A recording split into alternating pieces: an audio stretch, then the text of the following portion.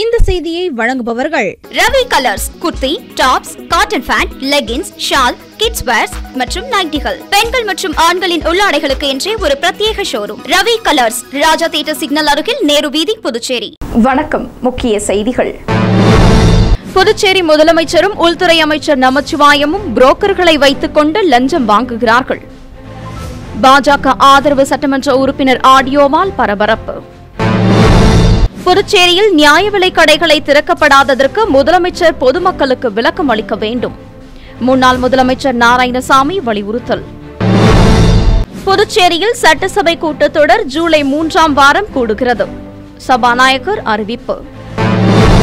புதுச்சேரியின் நகர பகுதிகளில் சாலை ஆக்கிரமிப்பு கடைகளை அகற்ற வேண்டும்.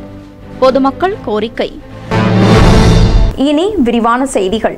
புதுச்சேரியில் முதலமைச்சரும் அமைச்சர் நமச்சிவாயமும் புரோக்கர்களை வைத்துக் கொண்டு லஞ்சம் வாங்குவதாக பாரதிய ஜனதா கட்சி ஆதரவு சுயேட்சை சட்டமன்ற உறுப்பினர் பேசியுள்ள ஆடியோ சமூக வலைதளத்தில் வைரலாகி வருவதால் புதுவையில் பரபரப்பு ஏற்பட்டுள்ளது.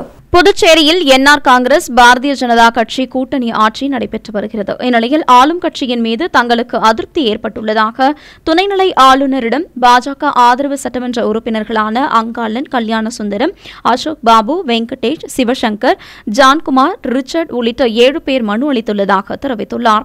மேலும் தொகுதியின் நிலைப்பாடுகள் சரியில்லை என்றும் பாராளுமன்ற தேர்தலில் என்ஆர் காங்கிரசின் செயல்பாடுகள் தங்களுக்கு திருப்தி அளிக்கவில்லை என்று தெரிவித்துள்ள அவர், இந்த ஆட்சியில் ஊழல் அதிகமாக நடைபெற்று வருவதாகவும் குப்பைகள் சரியாக அள்ளப்படவில்லை, இதுவரை நியாய விலைக் கடைகள் திறக்கப்படவில்லை, எந்த வேலையும் லஞ்சம் வழங்காமல் நடைபெறாத சூழ்நிலை நிலவுவதாக குற்றம் சாட்டியுள்ளார். சட்டமன்ற உறுப்பினர்களுக்கான கூட்டம் நடத்தப்படவில்லை என்றும் அப்படி கூட்டம் நடத்தினால்தான் தங்களின் தேவைகளை தெரிவிக்க முடியும் என்று தெரிவித்துள்ள அவர், ஆனால் எதிர்க்கட்சி சட்டமன்ற உறுப்பினர்களுக்கு மட்டும் கூட்டம் நடத்தியுள்ளது ஏற்புடையதாக அல்ல என்று தெரிவித்துள்ளார். எனவே தங்களின் இந்த நிலைப்பாடு குறித்து கட்சி தலைமையிடம் பேச உள்ளதாக தெரிவித்துள்ளார். மேலும் முதலமைச்சர் ரங்கசாமி 10 புரோக்கர்களை வைத்துக் கொண்டு லஞ்சம் வாங்குகிறார், அவரைப் போலவே நமச்சிவாயமும் புரோக்கர்களை வைத்துக் கொண்டு லஞ்சம் வாங்குகிறார் என்று பரபரப்பு குற்றம் சாட்டியுள்ளார். இதனால்தான் தேர்தலில் பாஜக கூட்டணி தோல்வியடைந்தது என்றும் தனது ஆதங்கத்தை தெரிவித்துள்ளார். மேலும் தற்போது பாஜக அமைச்சர்களாக உள்ள நமச்சிவாயம், சாய் சரவணகுமாரின் பதவிகளை கட்சியில் உள்ள வேறு ஒரு உறுப்பினருக்கு வழங்க வேண்டும் என்று வலியுறுத்தியுள்ளார். தற்போது இந்த ஆடியோ இணையதளத்தில் வைரலாகி வரும் நிலையில் சுயேட்சை சட்டமன்ற உறுப்பினர் அங்காளன் தனது ஆதங்கத்தையும் அதிருப்தியையும் தெரிவித்துள்ளது ஆளுங்கட்சியினரிடையே சலசலப்பை ஏற்படுத்தியுள்ளது. முதலமைச்சர் ரங்கசாமி தலைமையிலான அட்மினிஸ்ட்ரேஷன் சரியில்லை. கீழ்மட்டத்துல மேல்மட்ட வரைக்கும் ஊழல் நடக்குது. லஞ்சம் லாவணி சாதாரண ஒவ்வொருத்தரும் இவர் முதலமைச்சர் ஒரு 10 பேர் புரோக்கரை வச்சுன்னு காசு வாங்கி அவர் ஆட்சி நடத்துறாரு. இந்த பக்கம் பஞ்சாயத்து ஒரு 10 பேரை வச்சுன்னு அவர் புரோக்கர் வச்சுன்னு ஆலோசி காசு வாங்கி நடத்துறாரு.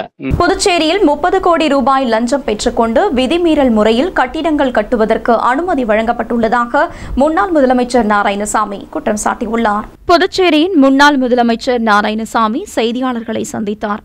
அப்போது அவர் புதுச்சேரி மாநிலத்தில் ரேஷன் கடைகள் திறக்கப்படாததற்கு முதலமைச்சர் ரங்கசாமி விளக்கமளிக்க வேண்டும் என்று வலியுறுத்தியுள்ளார். இந்நிலையில் கடந்த சட்டமன்ற தேர்தலில் பாஜக என்ஆர் காங்கிரஸ் கூட்டணி தேர்தல் அறிக்கையில் ஆட்சிக்கு வந்தால் ரேஷன் கடைகளை திறந்து பொதுமக்களுக்கு அத்தியாவசிய பொருட்கள் வழங்கப்படும் என்றார்கள். 3 ஆண்டுகள் ஆகியும் ரேஷன் கடைகளை திறக்க எந்தவித நடவடிக்கையும் எடுக்கவில்லை என்று குற்றம் சாட்டினார். தொடர்ந்து புதுச்சேரி மாநிலத்தில் நடந்த பாராளுமன்ற தேர்தலில் முதலமைச்சர் ரங்கசாமி மக்கள் மத்தியில் பேசும்போது எப்போது ரேஷன் கடைகள் திறப்பீர்கள் என பகிரங்கமாக மக்கள் கேட்டுள்ளனர். அதற்கு பதில் இல்லை. மக்களின் கோரிக்கையை ஏற்று இன்னும் ஏன் ரேஷன் கடைகளை திறக்கவில்லை என முதலமைச்சர் மக்களுக்கு விளக்கமளிக்க வேண்டும் என்று வலியுறுத்தியுள்ளார். தொடர்ந்து பேசிய அவர் 30 கோடி ரூபாய் அளவில் லஞ்சம் பெறப்பட்டு விதிமீறல் முறையில் கட்டிடங்களுக்கு அனுமதி அளிக்கப்பட்டுள்ளதாக குற்றம் சாட்டியுள்ளார். இதுகுறித்து அவர் பேசும்போது, ஒருவரை குறிப்பிட்டு போஸ்டர் ஒட்டி இருக்கிறார்கள் புதுச்சேரியில். அவர்தான் தலைமை புரோக்கர். அப்புறம் பல புரோக்கர்கள் இருக்கிறார்கள். இப்ப நான் சொன்னது போல இந்த நகர அமைப்பு குழுவினுடைய அதற்கு வசூல் செய்து கொடுக்க புரோக்கரும் இருக்கிறார்கள். இது புரோக்கர்கள் ஆட்சி புதுச்சேரி மாநிலத்தில் நடந்து கொண்டிருக்கிறது. முதலமைச்சர் ரங்கசாமி அவர்கள் இதோடு தன்னுடைய அரசியல் வாழ்க்கையை முடித்துக் கொள்வது என்று நினைத்து ஒட்டுமொத்த ஊழலை அனுமதிக்கிறார். இந்த புரோக்கர்கள் மீது அவர் நடவடிக்கை இதுவரை எந்த நடவடிக்கையும் எடுக்கவில்லை. ஒரு சில புரோக்கர்கள் விலக்கி வைக்கப்பட்டார்கள், இப்பொழுது மறுபடியும் வந்து விட்டார்கள். இது யார் யார் புரோக்கர்கள் என்று புதுச்சேரி மாநில மக்கள் அனைவருக்கும் தெரியும். இது ஒன்றும் புதிதல்ல. புதுச்சேரி சட்டசபை பட்ஜெட் கூட்டத்தொடர் ஜூலை 3வது வாரம் கூட உள்ளதாக சபாநாயகர் செல்வம் தெரிவித்துள்ளார். புதுச்சேரி இந்து முன்னணி தமிழ்நாடு மற்றும் புதுச்சேரி மாநில 2 நாள் செயற்குழு கூட்டம் காரைக்கால் திருநள்ளாற்றில் உள்ள தனியார் திருமண மண்டபத்தில் நடைபெற்றது. இதில் சிறப்பு அழைப்பாளராக கலந்து கொண்ட சபாநாயகர் செல்வம் செயற்குழு கூட்டத்தை துவக்கி வைத்து வாழ்த்தி பேசினார். இதில் இந்து முன்னணியின் பசுத்தாய் பதிப்பகம் சார்பாக வெளியிடப்பட்ட சாதனை பெண்கள் என்ற புத்தகத்தை சபாநாயகர் செல்வம் வெளியிட இந்து முன்னணி மாநில தலைவர் காடேஸ்வர சுப்பிரமணியம் பெற்றுக் கொண்டார். இதில் இந்து முன்னணி நிர்வாகிகள் பக்தன், சனில்குமார், காரைக்கால் கணேஷ் உள்ளிட்ட பலர் கலந்து கொண்டனர். பின்னர் செய்தியாளர்களை சந்தித்த சபாநாயகர் புதுவை சட்டசபை பட்ஜெட் கூட்டத்தொடர் ஜூலை 3வது வாரத்தில் தொடங்கும் என்றும் வரும் ஆகஸ்ட் மாதத்தில் ரேஷன் கடைகளை திறந்து அரிசிகள் வழங்கப்பட உள்ளதாகவும் புதிய சட்டமன்ற கட்டிடத்திற்கு விரைவில் துணைநிலை ஆளுநர் அனுமதி அளிப்பார் என்று கூறிய புதுச்சேரி சபாநாயகர் கடமை தவறும் அதிகாரிகள் மீது நடவடிக்கை பாயும் என்றும் தெரிவித்துள்ளார். புதுச்சேரி நகர பகுதிகளில் போக்குவரத்திற்கு இடையூறாக உள்ள சாலை ஆக்கிரமிப்பு கடைகளை பொதுப்பணித்துறை மற்றும் நகராட்சி அதிகாரிகள் அகற்ற வேண்டும் என சமூக ஆர்வலர்கள் கோரிக்கை வைத்துள்ளனர். புதுச்சேரியில் மக்கள் தொகை அடர்த்தியின் காரணமாக நாளுக்கு நாள் போக்குவரத்து நெரிசல் அதிகமாகிக் கொண்டே வருகிறது. புதுச்சேரியில் சுப்பையா சாலையில் அனுமதியின்றி ஆக்கிரமித்து வைக்கப்பட்டிருந்த கடைகளை பொதுப்பணித்துறையினர் மற்றும் நகராட்சி ஊழியர்கள் காவல்துறையினரின் உதவியுடன் அகற்றினர். இதேபோல் போக்குவரத்திற்கு இடையூறு அளிக்கும் வகையில் புதுச்சேரி நகரம் முழுவதும் ஏராளமாக உள்ளது. குறிப்பாக பல துறைகளில் செயலர்கள் வந்து செல்லும் தலைமை செயலகம் எதிரே சாலையை ஆக்கிரமித்து வரிசையாக பெட்டிக்கடைகள் வைக்கப்பட்டுள்ளன. அதேபோல் செட்டி தெரு, வைஷியால் வீதி, மிஷன் வீதி, கொசக்கடை வீதி, செஞ்சி சாலை பிளாட்பாரங்கள் மட்டுமின்றி சாலையை ஆக்கிரமித்தும் கடைகள் வைக்கப்பட்டுள்ளது. எனவே இந்த சாலைகளில் அமைக்கப்பட்டுள்ள ஆக்கிரமிப்பு கடைகளை பொதுப்பணித்துறை மற்றும் நகராட்சி அதிகாரிகள் அகற்ற வேண்டும் என்று சமூக ஆர்வலர்களும் பொதுமக்களும் கோரிக்கை வைத்துள்ளனர். புதுச்சேரியில் ஊர்காவல் படை வீரர் பணிக்கான எழுத்துத் தேர்வு ஜூன் 30ஆம் தேதி நடைபெற உள்ள நிலையில் 500 அலுவலர்கள் கண்காணிப்பு பணிக்காக நியமிக்கப்பட்டுள்ளனர். புதுவை காவல்துறையில் 420 ஆண் 80 பெண் ஊர்காவல் படை வீரர்கள் தேர்வுக்கு கடந்த ஆண்டு விண்ணப்பம் பெறப்பட்டது. இவர்களுக்கு கடந்த பிப்ரவரியில் நடந்த உடல் தகுதி தேர்வில் ஆண்கள் 3034 பேர், பெண்கள் 1195 பேர் தகுதி பெற்றனர். இவர்களுக்கு எழுத்துத் தேர்வு ஜூன் 30ஆம் தேதி ஞாயிற்றுக்கிழமை காலை 10 மணி முதல் 12 மணி வரை நடைபெறுகிறது. புதுவையில் 12 மையங்களில் இந்த தேர்வு நடைபெறவுள்ளது. தேர்வுகளை கண்காணிக்க 500 அலுவலர்கள், ஆசிரியர்கள் நியமிக்கப்பட்டுள்ளனர். நுழைவு சீட்டில் தேர்வர்கள் தங்கள் போட்டோ ஒட்டி கையொப்பமிட்டு எடுத்து வர வேண்டும். ஆதார், வாக்காளர் அடையாள அட்டை, ஓட்டுநர் உரிமம், பாஸ்போர்ட், பான் கார்டு உள்ளிட்ட ஏதேனும் ஒரு அடையாள சான்று கொண்டு வர வேண்டும் என்று தெரிவிக்கப்பட்டுள்ளது. தேர்வில் கைரேகை வருகை பதிவு செய்யப்பட உள்ளது. எனவே தேர்வு மையத்திற்கு அரை மணி நேரத்திற்கு முன்கூட்டியே தேர்வர்கள் வர வேண்டும் என்றும் தெரிவிக்கப்பட்டுள்ளது. மேலும் கருப்பு நிற எழுதுகோள், ஹால் டிக்கெட், அசல் அடையாள அட்டை மட்டுமே அனுமதிக்கப்படும் என்றும் தெரிவிக்கப்பட்டுள்ளது.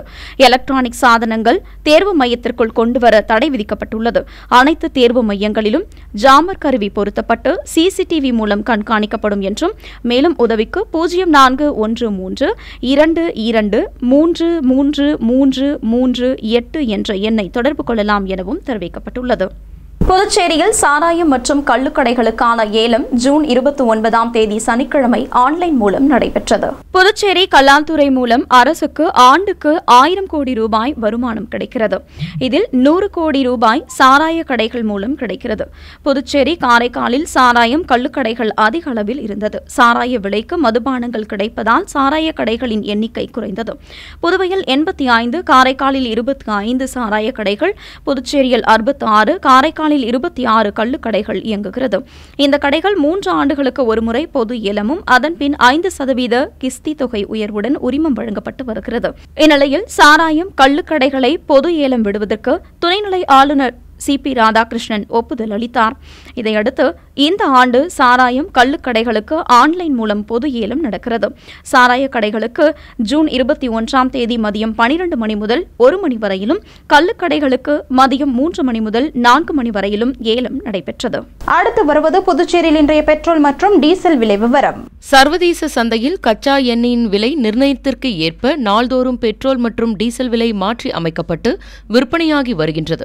அதன்படி புதுச்சேரியில் 1 லிட்டர் பெட்ரோல் 94 ரூபாய் 23 காசுகளுக்கும் டீசல் 1 லிட்டர் 84 ரூபாய் 43 காசுகளுக்கும் விற்பனை செய்யப்பட்டு வருகிறது. இனி வருவது புதுவையில் இன்றைய தங்கம் மற்றும் வெள்ளி விலை நிலவரம்.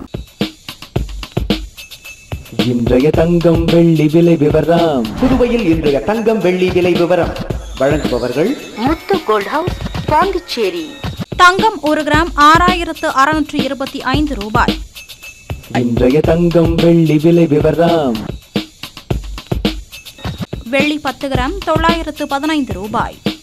இத்துடன் ஏஎம்என் செய்திகள் நிறைவடைந்தன. வணக்கம். புதுச்சேரி உங்கள் ஏஎம்என் டிவி செய்திகளை யூடியூபில் உடனுக்குடன் காண ஏஎம்என் டிவி பாண்டிச்சேரி சேனலை சப்ஸ்கிரைப் செய்யுங்கள். பெல் பட்டனை மறக்காமல்